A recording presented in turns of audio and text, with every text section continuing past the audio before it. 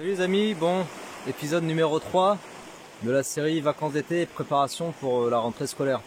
Je me suis mis dans un endroit qui est assez calme, je pense qu'on entend pas mal le bruit de l'eau, certes, parce qu'il y a une rivière évidemment derrière moi, comme toujours, hein, c'est pas la rivière de d'habitude là, je suis pas au bord de la Drôme, je suis au bord de la Roanne, R-O-A-2-N-E, qui est un affluent de la Drôme en fait, ou R-O-A-N-E, je sais plus s'il y a un N, deux N, bref, c'est un affluent de la Drôme et c'est une rivière aussi tout aussi jolie, même encore plus sauvage, un petit peu plus tranquille au niveau visitation par des baigneurs, et du coup c'est un endroit calme. C'est pour ça que je profite du moment pour faire ce troisième épisode, parce que dans cet épisode je vais te parler de quelque chose qui a rapport avec le fait d'être au calme, d'être tranquille. En fait, on va parler de deux choses. Dans l'épisode numéro 1, on fait un petit résumé, je t'ai évoqué le fait qu'il fallait que tu puisses utiliser ton temps de vacances d'été pour apprendre à maîtriser et à libérer ton mental et à être dans l'instant présent pour te focaliser sur la tâche que tu es en train d'accomplir. Parce que c'est exactement le genre de choses que tu as besoin de savoir faire quand tu es face à une feuille d'examen en maths ou en physique-chimie. Dans l'épisode numéro 2, je t'ai proposé de prendre l'habitude de lire, d'en faire une routine et éventuellement de te donner un objectif de 4 ou 8 livres sur l'été. Donc si tu pars sur 8 livres, ça va te faire un livre par semaine grosso modo. Et ça peut être un challenge assez intéressant. Et je t'ai expliqué que ça pouvait être pas mal de transmettre autour de toi, de restituer autour de toi le contenu de ce que tu as lu et d'apprendre à faire cet exercice, d'expliquer une information, de redonner une information à des personnes de ton entourage pour apprendre à t'exprimer, communiquer, etc. Tout le genre de choses que pareil tu vas avoir besoin de faire dans des épreuves orales ou bien quand tu veux prendre la parole en classe, mettons en cours de maths pour expliquer ta compréhension et toutes ces choses-là. On en a vraiment besoin pour apprendre à progresser en maths et en physique-chimie notamment. Et je t'ai dit donc à la fin de cet épisode 2, je t'ai dit qu'on allait reparler un peu de ça et reparler de cet aspect restitution. Donc ça va être l'objet de l'épisode numéro 3 là. On va évoquer deux choses. Communiquer avec les autres, première chose. Deuxième chose, apprendre à être seul. Et ces deux choses, tu dirais, ça va pas ensemble, parce que communiquer avec les autres et être seul, c'est pas compatible. Mais tu vas voir qu'on va se faire se rejoindre les deux notions.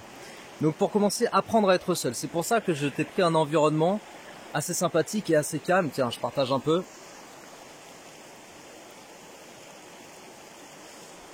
Alors, là c'est parce qu'on est en jour de semaine, il est 17h ou 18h au moment où je tourne la vidéo, donc en pleine semaine à 18h c'est normal qu'il n'y ait pas grand monde, mais sinon en week-end c'est vraiment l'affluence quand même un peu ici, mais beaucoup moins qu'à Saint-Tropez quoi déjà. Et donc être seul, en fait on va reprendre cette notion de brouhaha, donc j'en ai parlé dans les deux premiers épisodes, si tu veux, quand tu es dans le brouhaha du quotidien, des cours, avec les routines, je vais en cours à 8h, je finis à 17h, le car, le bus, le bruit de la ville, le bruit des voitures, le bruit des élèves, la répétition, les semaines qui s'enchaînent, etc. T'as pas le temps en fait de te poser tout seul. Ok ? Seul, ça veut dire quoi ? Ça veut dire que tu te retrouves entre toi et toi à réfléchir sur ce que tu aimes, sur ce que tu veux faire, sur ce que tu aimerais faire plus tard, sur ce que tu aimes à l'instant donné où tu es en train de profiter d'un instant seul. Par exemple, voilà, moi je suis tout seul dans cet endroit qui me fait plaisir, j'entends le bruit de l'eau, ça me détend. Et du coup, je peux laisser libre cours à ma pensée. Donc là, je suis plus dans le mental, là je suis plus en train de libérer mon mental, là au contraire, je suis en train d'apprécier un instant de réflexion, de réflexion entre moi et moi, et éventuellement, je peux mettre à profit cet instant de réflexion pour penser à des projets, tu vois. Et quand on est étudiant, lycéen, on pense à ça, on pense à des projets parce que, in fine, on fait des études parce qu'on projette plus tard de faire tel ou tel métier. Et ces moments de solitude méditative, on va appeler ça comme ça, hein, c'est pas la solitude subie, c'est la solitude voulue. Ces moments de solitude voulue, on n'a pas forcément le temps de les vivre quand tu es dans le brouhaha du quotidien, la routine quotidienne, l'enchaînement du quotidien en période de cours. T'as pas le temps en fait de faire ça, et les vacances d'été, pour moi, c'est vraiment propice à faire ça. Tu peux prendre une matinée, et d'ailleurs tu peux même faire le mix entre les différents conseils que je te donne. Tu peux prendre une matinée pour aller faire une rando. Donc là, je te ramène sur l'épisode 1 où tu vas être dans l'effort, un instant, donc dans l'instantanéité, dans l'effort, et tu vas te libérer du mental. Cette rando, son point d'aboutissement, ça va être par exemple une belle prairie, et tu vas prendre un bouquin. Donc là, on est sur le conseil numéro 2, l'épisode numéro 2, et tu vas profiter d'un instant de solitude, mais de la solitude positive, de la solitude voulue, où tu vas en profiter pour lire et puis faire des temps de pause, réfléchir, tu vois. Et là, on est donc dans le troisième conseil que je te donne, apprendre à aller vers la solitude pour te ressourcer et retrouver un peu de la réflexion personnelle. Et c'est vraiment ultra important ça, notamment quand tu cherches à savoir ce que tu veux faire plus tard, le projet vers lequel tu veux aller, quelle est ta source de motivation, toutes ces choses-là, tu as besoin de te retrouver seul. Et les vacances d'été, pour moi, c'est un moment où tu peux apprendre à faire ça. Tu peux prendre le temps. Parce que le temps, encore une fois, tu l'as, tu as 2 mois grosso modo. Et donc, tu vas pouvoir prendre éventuellement une matinée pour faire ce petit effort-là, pour mettre en place cette petite routine. Et j'en viens à la deuxième chose. C'est qu'une fois que tu as vécu ce moment de méditatif, de solitude méditative, tu vas pouvoir ensuite retourner vers les autres, retourner vers un groupe d'amis, retourner vers tes proches et discuter, échanger avec eux des choses auxquelles tu as pensé tout seul dans ton moment de solitude méditative. Voilà. Et donc ça va avec le conseil de cette troisième vidéo de la série. Donc je reprends. Le conseil, c'est que tu prennes le temps de te faire des instants de solitude méditative où tu vas réfléchir à ce que tu aimes, à ce que tu veux faire, etc. Et une fois que tu as pris ce moment-là, par exemple tu es parti faire une rando, par exemple tu t'es mis comme moi au bord d'une rivière pendant 2 heures, pendant une matinée, avec un bouquin ou sans bouquin, juste à observer les animaux, à chercher des empreintes, à regarder les poissons, tout seul. Et bien une fois que tu as pris ce temps-là, tu retournes vers tes proches, tu retournes vers tes amis, et là tu vas aller leur partager l'expérience que tu as vécue seul.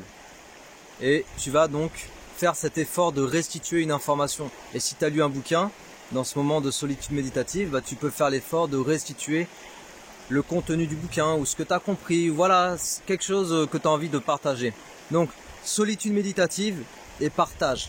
Okay, les deux choses. Solitude méditative, retour à soi, réfléchir à ce que tu veux, ce que tu aimes. Et une fois que tu as fait ce travail-là, après tu vas partager ça. Je pense que c'est des choses assez importantes à maîtriser. Je pense qu'on n'a pas le temps de le faire quand on est dans le quotidien des cours, le brouhaha des cours comme j'ai dit. Et je pense que les vacances d'été c'est vraiment un super bon moment pour apprendre à faire ça. Je pense que ça fait 8 minutes déjà qu'on a fait le démarrage de cette vidéo, donc je pense qu'on va s'arrêter là. À mon avis, je te dis ce que je voulais te dire là. Si c'est pas clair, bah, n'hésite pas à le dire dans les commentaires, je peux préciser les idées. Mais je pense que c'est important d'apprendre à être seul. Et encore une fois, parce que quand tu es face à ta copie d'examen en maths ou en physique-chimie, in fine, tu es seul. En fait, tu es seul face à ta copie et tu as besoin d'apprendre à gérer ce qui passe dans ta tête, à gérer des informations. En fait, tu as besoin d'apprendre à gérer la solitude. Voilà. Parce que devant une copie d'examen, ne serait-ce que ça, tu la vis, cette solitude. Et si tu ne sais pas la gérer, éventuellement tu vas stresser, tu vas paniquer, tu vas chercher l'aide, le regard des autres. Alors que si tu sais gérer la solitude, tu n'as aucun problème pour faire face à une épreuve en étant seul. Ok les amis, donc c'était le troisième conseil, la troisième vidéo. J'ai pas encore parlé de s'entraîner, faire des exercices et tout ça. Je sais qu'on m'a posé des questions, mais patience, on va en parler. Mais tu vois, c'est pas le truc le plus important à faire pour moi sur les vacances d'été. C'est important d'aller faire un peu d'exercice, de l'entraînement, des exos de maths, reprendre ses cours. Mais tu as vu, j'en ai pas encore parlé. Donc patience, ceux qui m'ont posé la question, la réponse elle va venir. Je vais en parler, mais pas tout de suite. On en parlera plutôt à la fin de la série, ok? Allez, prenez soin de vous les amis. Et puis à très bientôt. Ciao!